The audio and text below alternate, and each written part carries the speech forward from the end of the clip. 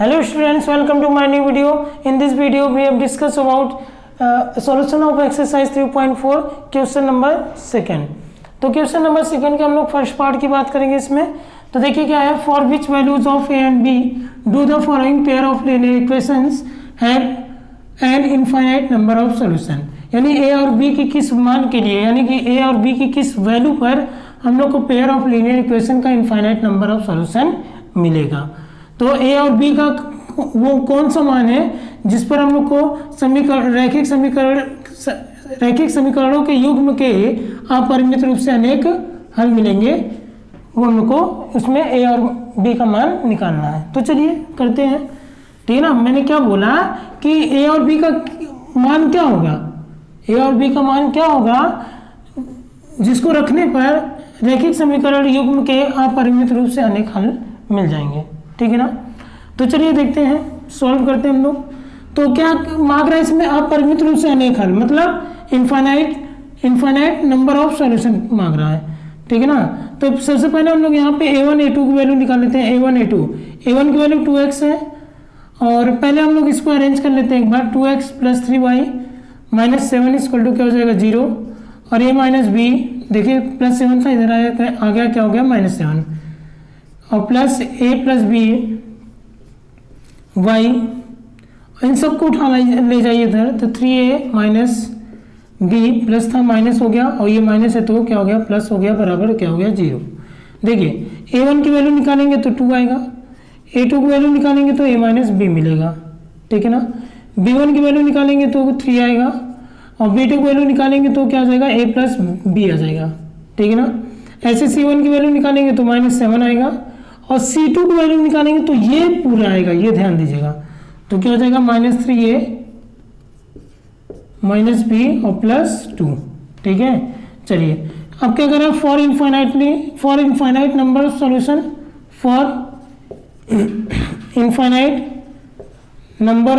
Solution, तो देखिए अपरिमित रूप से अनेक हल के लिए क्या होता है, अपरिमित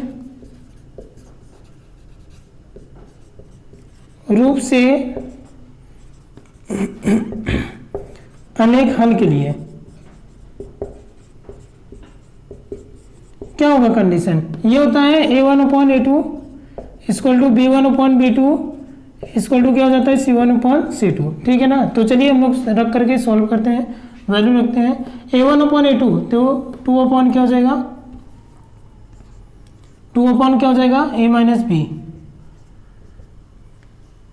b1/b2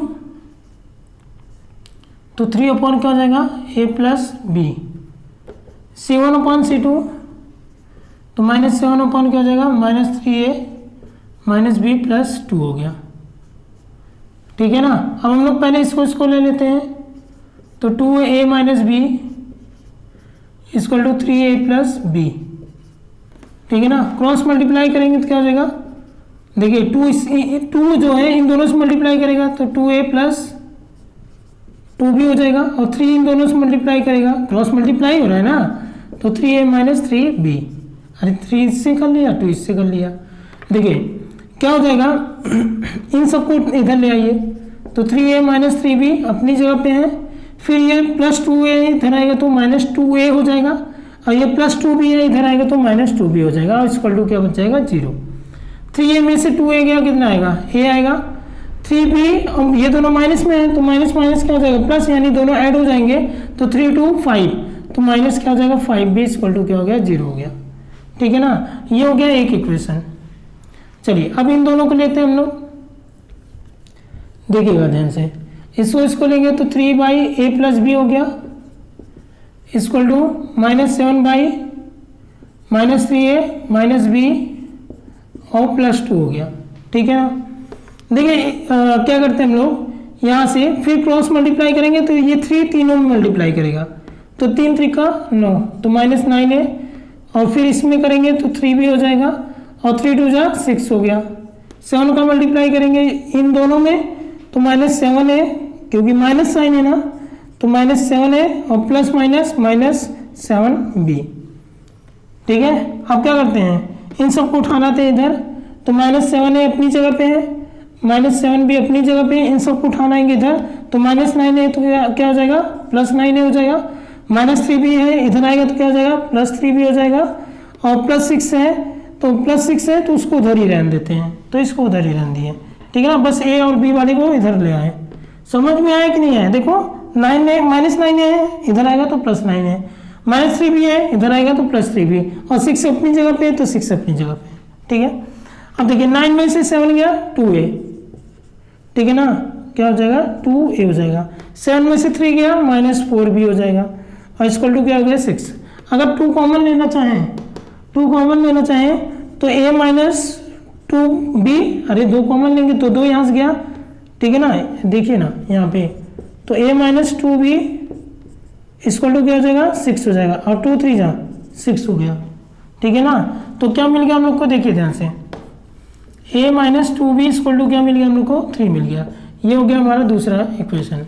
अब देखो क्या करो, आप किसी एक से किसी एक की वैल्यू निकाल लो, ठीक है ना। यहाँ से हम लोग क्या करते हैं, यहीं से इसी को सॉल्व करते हैं, तो ये बराबर क्या मिल जाएगा हम लोग को 3 - 2b है ना ये, तो इधर आएगा तो +2b, तो a की वैल्यू क्या हो गई 3 + 2b, ठीक है ना। अब a की वैल्यू पुट कर देंगे किसमें, put the value of a, आप इसको चाहे से तीसरा इक्वेशन बना सकते हैं, put the value of a in equation first, मतलब a का मान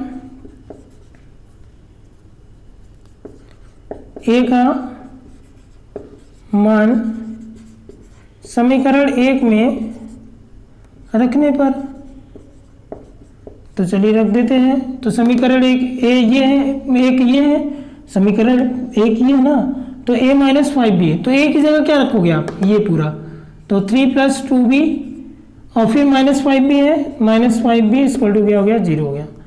देखिए 3, ये देखिए 5 में से 2 गया 3, तो -3b इक्वल टू क्या हो गया 0, ये इधर ले आएंगे, माइनस में इधर आएगा तो प्लस, तो 3b बराबर क्या हो जाएगा 3, 3 से 3 कैंसिल आउट हो गया, b इक्वल टू क्या हो गया 1 हो गया। अब क्या करते हैं, put the value of b, put the value of b in equation, किसमें पुट करते हैं, थर्ड में, तो b का मान समीकरण 3 में रखने पर, तो चलिए रख लेते हैं, ये समीकरण 3, तो ये बराबर 3 + 2b है ना, तो 2 × b की जगह 1, तो ये बराबर 3 + 2 = 2 यानी 2 × 2, और a इक्वल टू क्या हो जाएगा 3 × 5, तो a इक्वल टू क्या मिल गया 5, तो a की वैल्यू 5 हो गई, b की वैल्यू क्या हो गई 1, यानी कि a की वैल्यू 5 और b की वैल्यू 1 रखेंगे तो ये जो पेयर ऑफ लीनियर इक्वेशन है वो क्या देगा, इनफाइनाइट नंबर ऑफ सॉल्यूशन देगा, ठीक है ना। यानी a का मान 5 और b का मान 1 रखेंगे तो ये जो रैखिक समीकरण युग्म है वो अपरिमित रूप से अनेक हल देंगे। लिख लीजिए आप इसको। चलिए स्टूडेंट्स, हम लोग सेकेंड क्वेश्चन का सेकेंड पार्ट की बात कर लेते हैं। For which value of k will the following pair of linear equation have no solution, यानी k के किस वैल्यू पर पेयर ऑफ लीनियर इक्वेशन क्या करेगा, मतलब पेयर ऑफ लीनियर इक्वेशन का नो सॉल्यूशन मिलेगा हम लोग को, ठीक है ना। k का कौन सी वैल्यू पर पेयर ऑफ लीनियर इक्वेशन की नो सॉल्यूशन मिलेगा, मतलब क्या है कि k का वो कौन सा मान होगा जिसको यहाँ पे रख देंगे तो रैखिक समीकरण युग्म का कोई हल नहीं होगा, ठीक है ना। तो चलो हम लोग करते हैं। तो देखिएगा, सबसे पहले इसको अरेंज करके सही से लिख लेते हैं। 3x + y और -1 इक्वल टू क्या हो गया 0 हो गया। इसको भी अरेंज करेंगे तो 2k - 1 x + k - 1 y minus, इन दोनों को इधर ले आइए तो ये प्लस में इधर आएगा तो माइनस में 2k, और ये प्लस में इधर आएगा तो माइनस में 1 0, ठीक है ना। अब a1 की वैल्यू निकालिए, a1 3 हो गया, और a2 की वैल्यू निकालिए, a2 क्या हो गया 2k - 1, b1 की वैल्यू निकालिए, b1 y है, और b2 की वैल्यू निकालिए, b2 की वैल्यू क्या हो जाएगी k - 1, ठीक है ना। फिर c1 की वैल्यू निकालिए, c1 क्या है -1, फिर c2 की वैल्यू निकालो तो c2 की वैल्यू देखिए ये पूरा c2 की वैल्यू होगी, ठीक है ना, -2k - 1, समझ में आया। अब देखिए क्या कह रहा है कि हैव नो सॉल्यूशन, ठीक है ना, यानी कोई हल नहीं होगा। तो for no solution for no solution यानी कोई हल नहीं होगा। तो इसके लिए कंडीशन क्या है? इसके लिए कंडीशन है A1/A2 इक्वल टू B1/B2 और डज नॉट इक्वल टू क्या C1/C2। तो चलिए हम लोग सॉल्व करते हैं, ठीक है ना। तो K की वैल्यू हम लोग को निकालनी है, तो A1 की वैल्यू रखिए, तो A1 की वैल्यू क्या आ जाएगी 3/A2 की value 2K - 1 equal to B1 की वैल्यू क्या है y और B2 की वैल्यू क्या है K - 1। ऐसे ही C1 की वैल्यू रखिएगा -1 और C2 की वैल्यू क्या आ जाएगी -2K - 1। हम लोग क्या करेंगे कि इन दोनों को लेंगे, ठीक है ना, क्योंकि ये डज नॉट इक्वल टू है, तो इन दोनों को लेकर के हम लोग सॉल्व करते हैं। तो 3 किसको किसको लेंगे? इन दोनों को, ठीक है ना। 3/2K - 1 equal to y/K - 1। Cross multiply करेंगे तो 3 इन दोनों से मल्टीप्लाई करेगा, तो इससे किया तो 3K, फिर इससे किया तो -3। अब y इन दोनों से मल्टीप्लाई करेगा तो इससे किया तो 2KY, ठीक है ना, और फिर इससे किया तो -y हो गया। समझ में आया? ठीक है ना। तो अब क्या हो जाएगा, देखिए यहाँ से, यहाँ पे हम लोग क्या करते हैं, देखिए यहाँ पे गड़बड़ हो गया क्या, y यहाँ पे B1 की वैल्यू क्या हो जाएगी, यहाँ पे मिस्टेक आ रहा है। क्या मिस्टेक आ रहा है? देखिए B1 की वैल्यू क्या है, यहाँ पर आपका B1 की वैल्यू क्या है 1 है, ठीक है।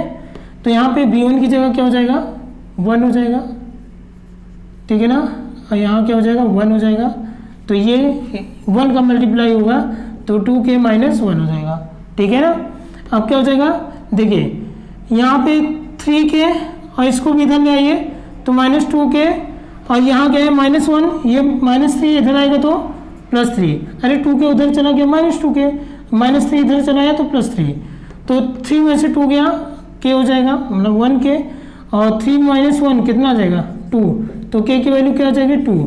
तो K की वैल्यू 2 पर क्या होगा, ये पेयर ऑफ लीनियर इक्वेशन क्या देगा, pair of linear equation has no solution होगा, ठीक है ना। यानी K बराबर 2 रखने पर रैखिक समीकरण युग्म का कोई हल नहीं मिलेगा। समझ में आया ना? तो आप इसको नोट डाउन कर लीजिए।